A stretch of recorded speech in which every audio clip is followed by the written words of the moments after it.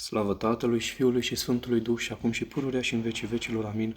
Doamne miluiește, Doamne miluiește, Doamne miluiește, pentru rugăciunile Sfinților, Părinților noștri și ale Preacuratei Tale Maici.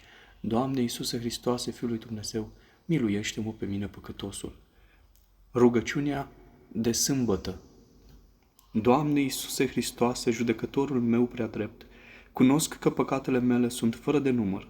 De aceea, te rog în această zi în care de Iosif și de Nicodim pus fiind în mormânt, te-ai pogorât în iad cu sfântul și îndumnezeitul tău suflet și de acolo ai depărtat întunericul cu lumina Dumnezeirii tale și ai adus bucurie nespus de mare strămoșilor noștri, căci ai mântuit de sclavia cea cumplită și i-ai suit în rai.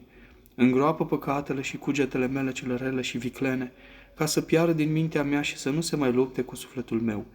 Luminează întunecatul iad al inimii mele, alungă întunericul păcatelor mele și suie mintea mea la cer, ca să mă bucur de fața Ta.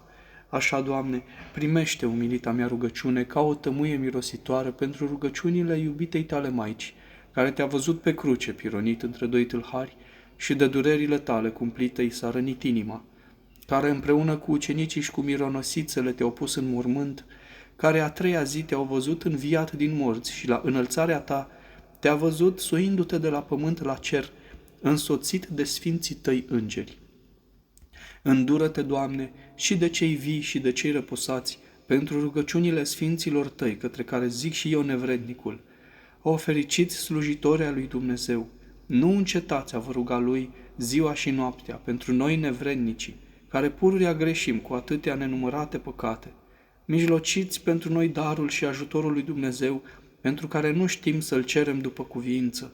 Nu încetați a vă ruga pentru ca, prin rugăciunile voastre, păcătoșii să câștige iertare, săracii ajutor, întristații mângâiere, bolnavii sănătate, cei slabi la minte înțelepciune, cei tulburați liniște, cei asupriți ocrotire și toți împreună darul lui Dumnezeu spre folosul cel sufletesc, înmărirea lui Dumnezeu celui întreime lăudat, căruia îi se cuvine cinstea și închinăciunea în veci. Amin. Slavă Tatălui și Fiului și Sfântului Duh și acum și pururea și în vecii vecilor. Amin.